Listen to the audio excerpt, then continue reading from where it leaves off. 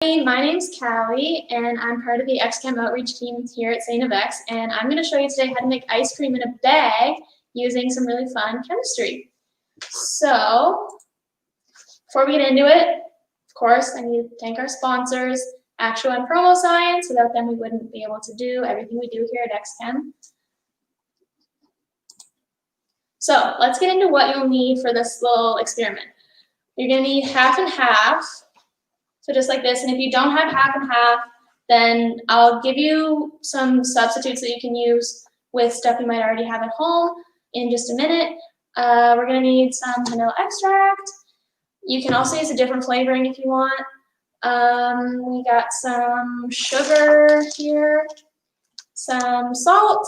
Any salt works. Usually rock salt is best, but you can use pretty much any kind of table salt or sea salt or whatever you want. Some ice cubes.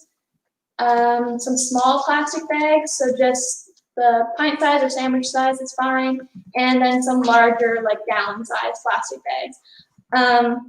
You really only need one of each, but I really recommend double bagging just to make sure none of the bags leak and create a mess. So we're also going to need oven mitts, or you can also use like a small towel if you have one, and that's just to keep our hands from getting too cold when we're making our ice cream.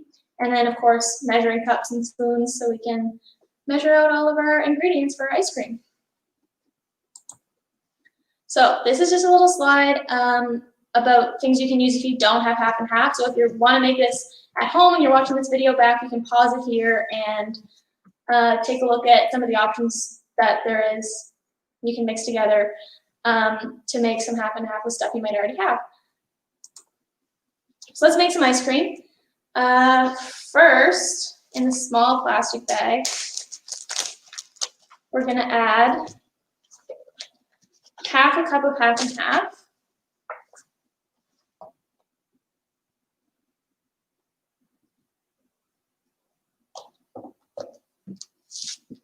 Being careful not to spill.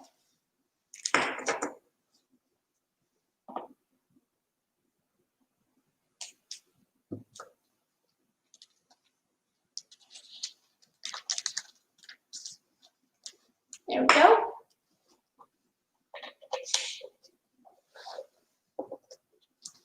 Then we're going to add a tablespoon of sugar.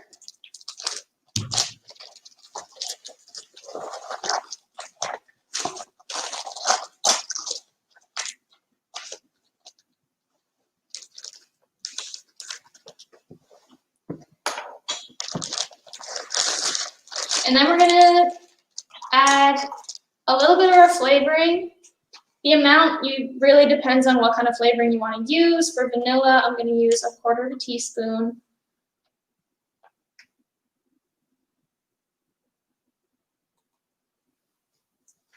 Just a little bit. There we go.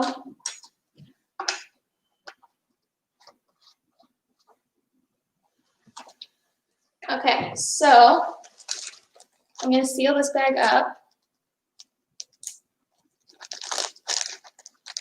Going to take a little bit of the air out of it, not too much, because we want our ingredients to have a little bit of room to move around. And like I said before, double bag. This is a really good idea because I was doing this little experiment before and my bag ripped open and I had some really salty ice cream and it was no good. So double bagging is definitely a must. All right. So there we got that. I'm just going to shake this up to mix our ingredients together a little bit.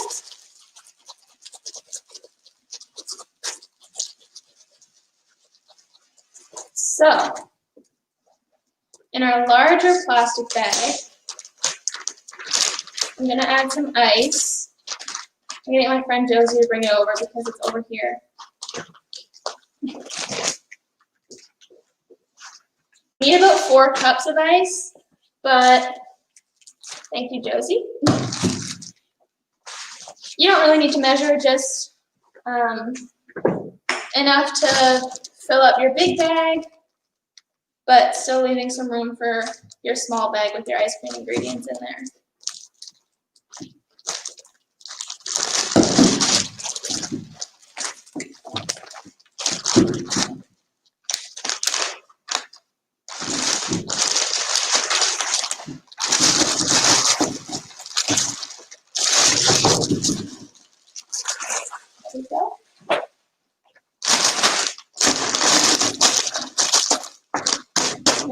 little bit. There. And then we're gonna need about a half a cup of salt. So I have a little bit of sea salt here.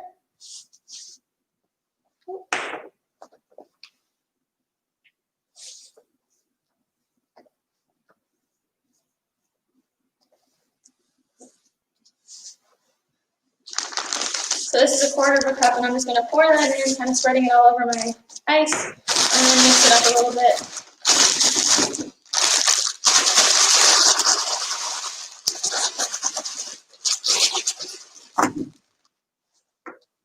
And the rest of my salt.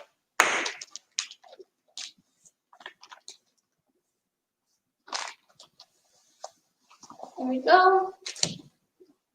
Put some of that in too.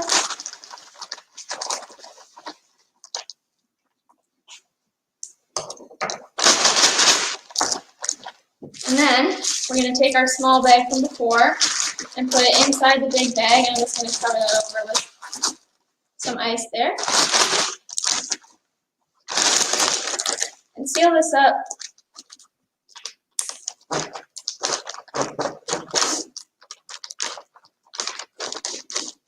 And make sure it's really well sealed. I'm going to squeeze a little bit of the air out.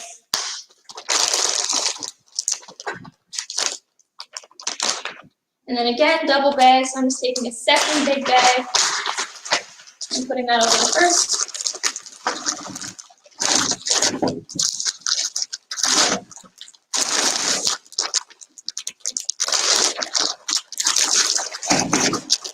There.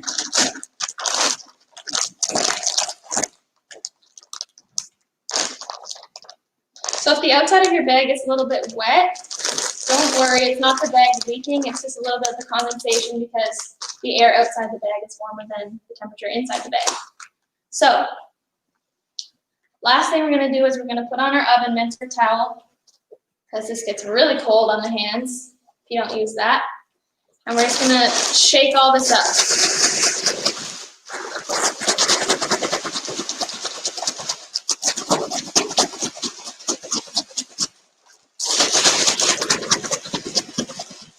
So you want to shake it like that for about 10 to 15 minutes.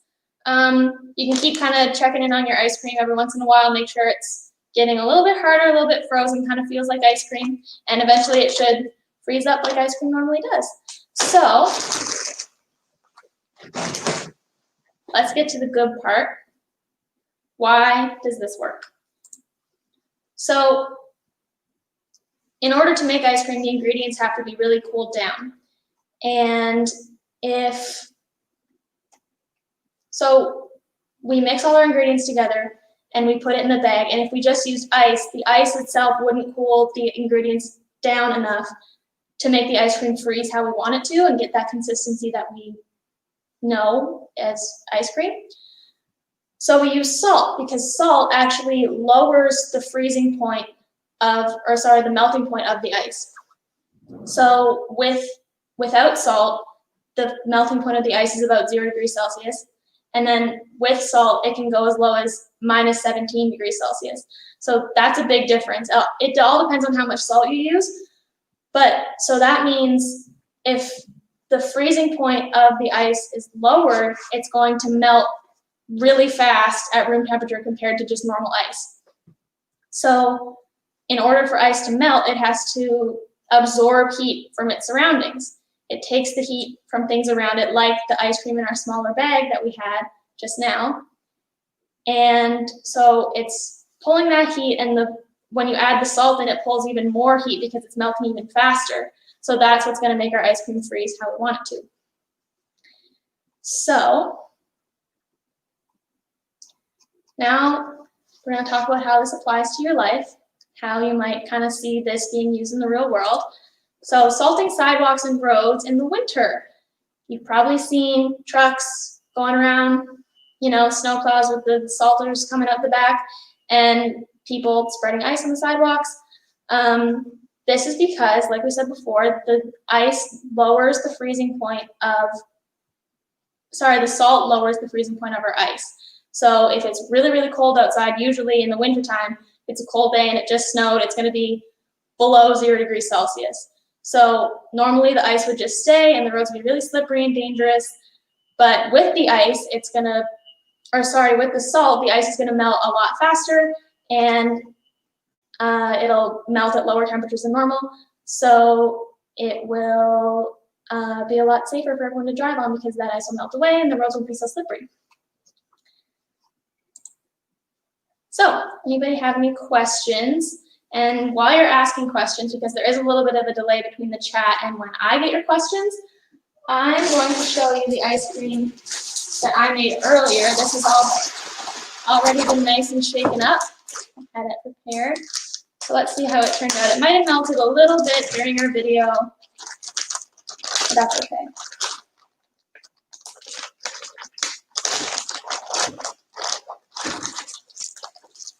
Yep, see how it's kind of, normally it'd be moving around when I move the bag, but it's nice and solid and firm like we know ice cream is. And instead of using vanilla like I did in the video, I actually used some maple extract. So this is some maple flavored ice cream. I'm excited to try it.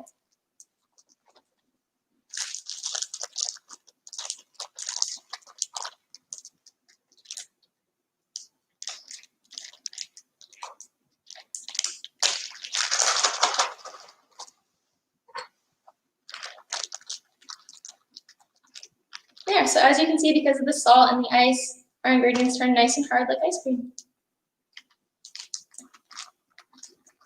That's really good. I'm going to eat more of that later. So let's see if we have any questions. Why does salt lower the melting point? So it has to do with when things freeze or become solid, the atoms that make up that substance are going to kind of condense, and they're going to get really small and close together. And when the water freezes, they're going to condense, get really close together, and kind of not move around as much and move in one spot. When you add the salt, it kind of messes that up and doesn't allow them to stay in that nice structure like a solid normally is. Yeah, so that's kind of the basics of it. Let's see, other questions.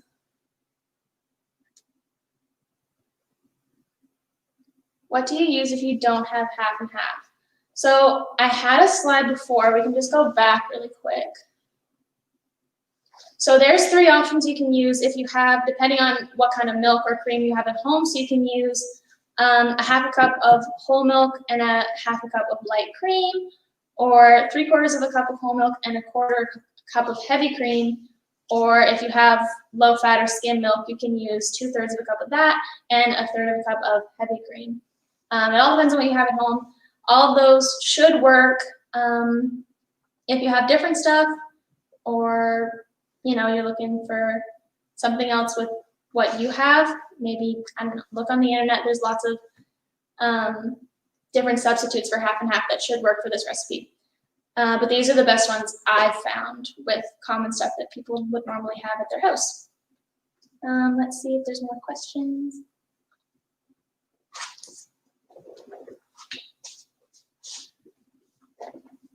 Not sure what just happened. Lights just went out. Josie's going to turn them back on right now. There we go. Thanks, Josie.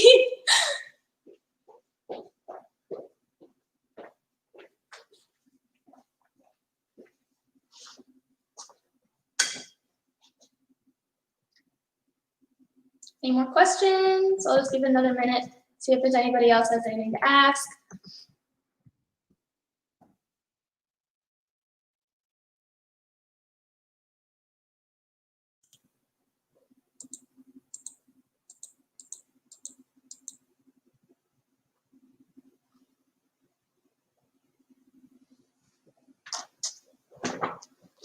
All right, if there's no more questions, then I guess that's the end of our live stream today. Thanks for watching, everybody. There's going to be more live videos on Tuesdays, Wednesdays, and Thursdays, but starting next week, we're going to actually have them at 10 o'clock in the morning instead of 2 in the afternoon like normal. So we're going to be having them at 10 a.m. And there's going to be a really fun one on Monday. Josie's doing one on Center of Math. That one's really cool. Really think, or sorry, not on Monday, on Tuesday. That one's really cool. I think you guys should watch it. We might have another question. What's my favorite ice cream? Ooh, that's a good one. I like